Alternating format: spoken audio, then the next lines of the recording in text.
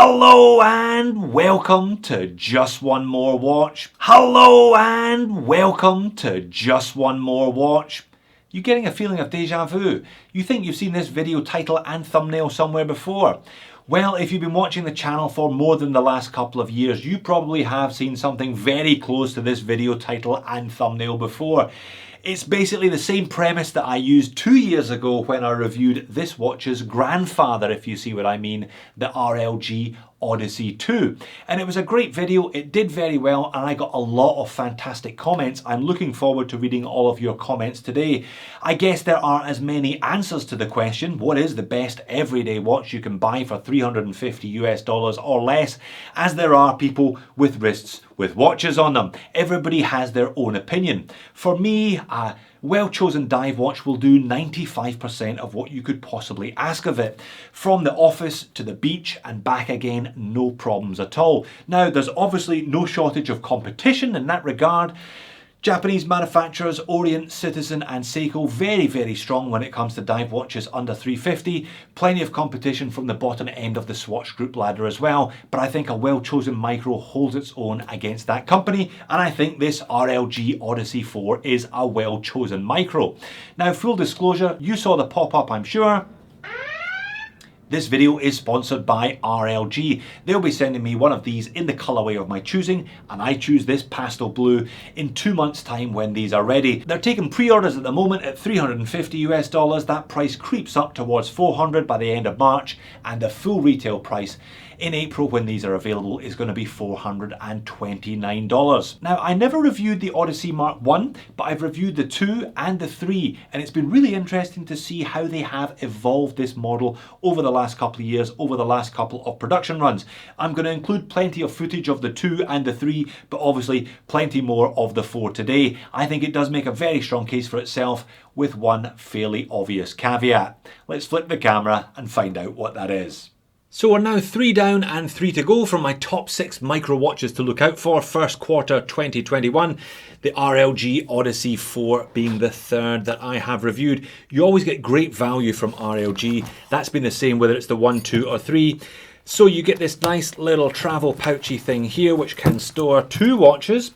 It does indeed store one Richard Legrand Odyssey 4 and one Tropic strap that they chuck you in as a bonus. I will show you on both of those. They also include this rather medieval looking bag of tools. There's a spring bar remover here if you do want to swap out between the bracelet and the Tropic, and this little hammer there with the plastic tip on one end, the metal tip on the other, and a pin remover. It is a pin and collar system on this bracelet. I've got my own gear. I didn't need any of this, but there it is. It means you're not going to be struggling if you buy one of these and you don't have the necessary tools in your arsenal. So it has been both interesting and informative watching the evolution of the RLG Odyssey line between the 2 through the 3 and then to this one, the 4. It's always been a classy looking watch. I always thought it looked far more expensive than the price tag suggested. Interestingly, it has got smaller over the course of 3 generations as well. The original one, or at least the original one that I reviewed, the 2, was 41.5. The 3 was 40. This one's smaller again at 39. Although you'd be hard pushed to tell either visually or in terms of weight. It weighs in at 145 grams, so it's still got a bit of chunk to it in spite of a shrinking dimension. This one, the 4, seems to be a combination of the best bits of the 2 and the 3, and I'll discuss that over the course of the video. So 39mm in diameter, 13mm thick, although a couple of that is from that lovely piece of double dome sapphire crystal.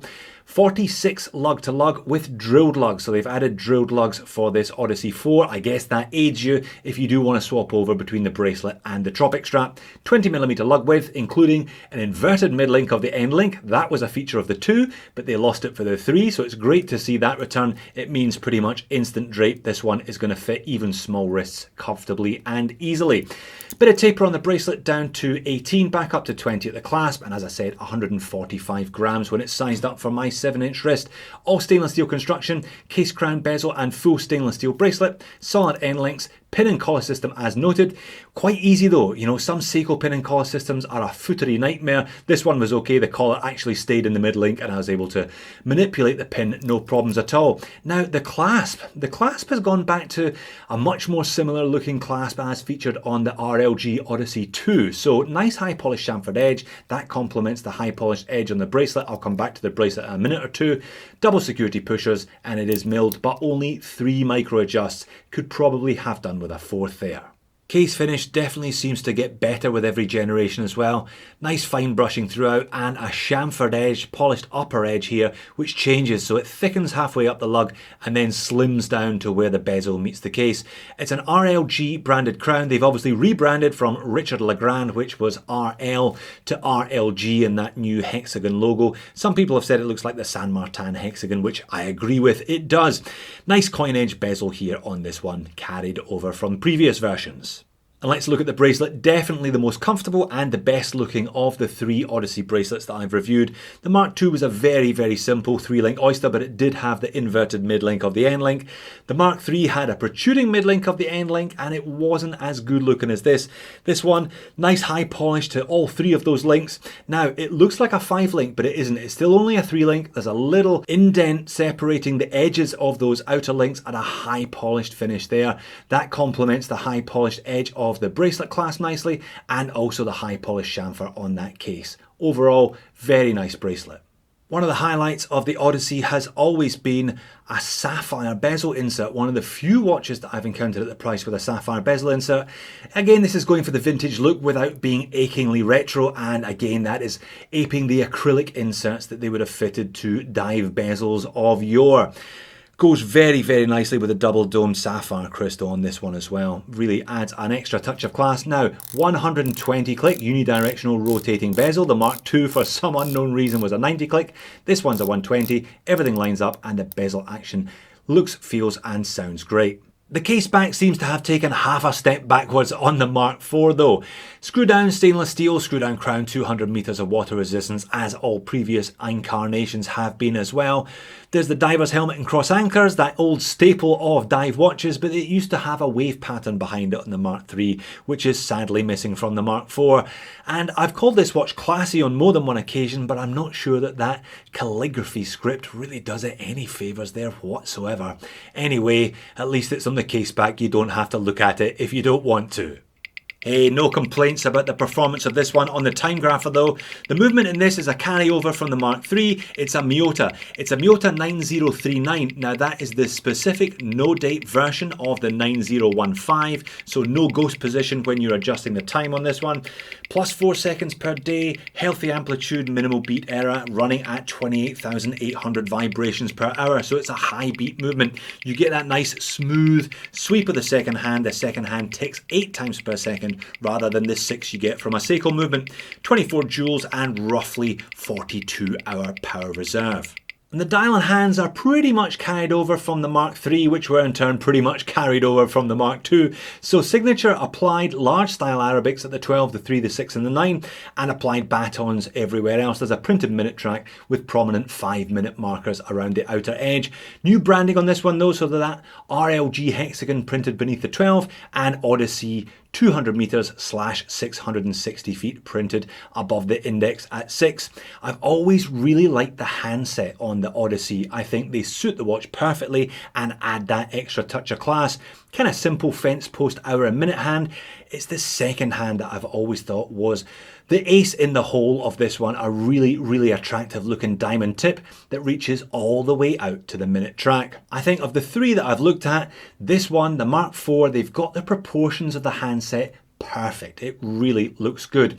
Now this pastel blue one, which is definitely my choice, I unveiled this one on an Instagram live video the other day and somebody mentioned Halios. Yeah, pastel blue, definitely a Halios colour. I think it's becoming a signature colour for RLG as well. I spoke to the brand owner and he said the pastel blue ones had almost sold out. He's probably going to have to order a second batch of these for the pre-orders as well. You can get it in the sunburst blue that I've got here. No sunburst in the pastel blue. There's a sunburst effect in the black dial one and the green dial one as well.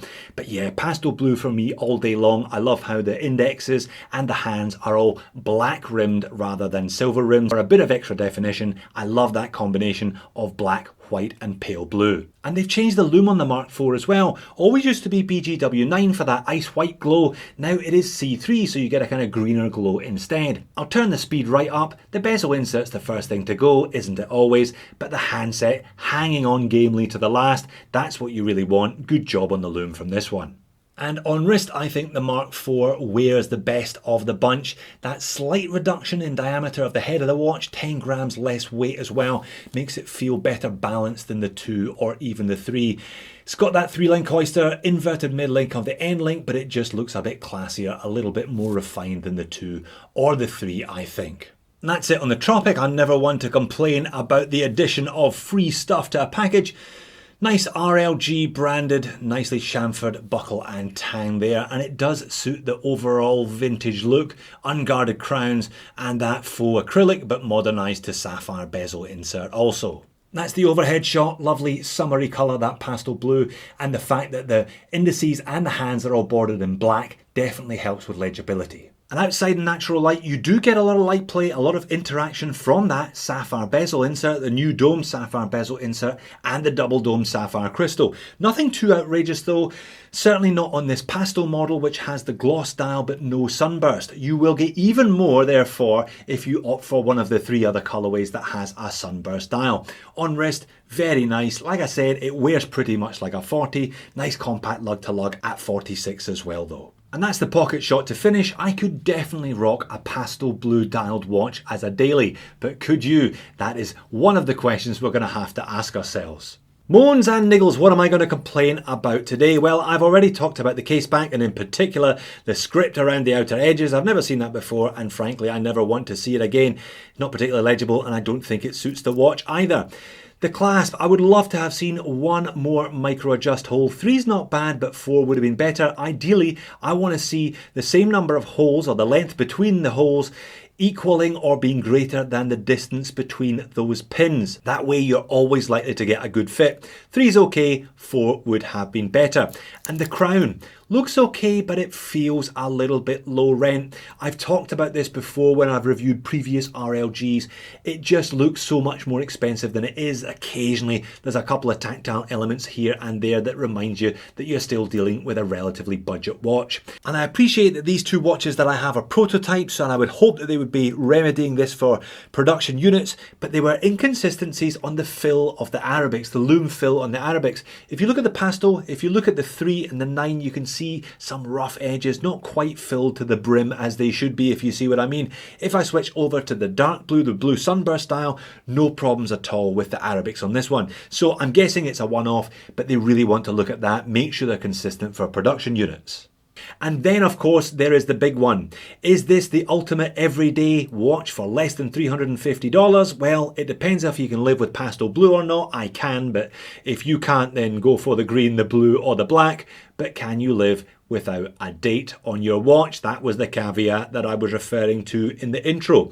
Now they did release a date version of the 2 and the 3, I believe, a bit later on, but really this is a no date model watch with a no date model specific movement. So that's going to be a choice that you're going to have to make. Can you live without a date on your daily? Are you happy getting that bit of information from somewhere else, or would you need to have it on your watch at the 3 or the 6? Overall though, the RLG Odyssey 4 is definitely the best of the 3 that I have reviewed on the channel to date.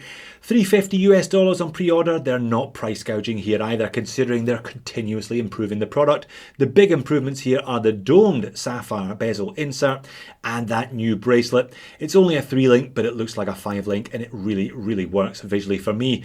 The size decreased to 39mm, not really here or there to be honest. It kind of looks like a 40, still wears like a 40 in terms of the weight anyway, and the return to that inverted mid-link I think is going to be well received by most. Let's see if they do a date version in months to come. Let's see if they do a date version before the inevitable Odyssey Mark V. So there you have it, the RLG Odyssey 4 makes a very strong case for itself as a great all-rounder for under $350, so long as you're okay with the fact that there is no date on the dial. Interesting decision by the company. They did release a date version of previous models eventually. Perhaps they will do that with this one as well. If you need a date, hang on. If you don't need a date, I reckon the 350 pre-order price is pretty good for these, given the quality that's on offer. They really have refined the product, they've refined the size, and they've refined the quality over the last couple of generations. Roll on the Odyssey Mark V next year. Thanks for watching. I will see you then, if not before.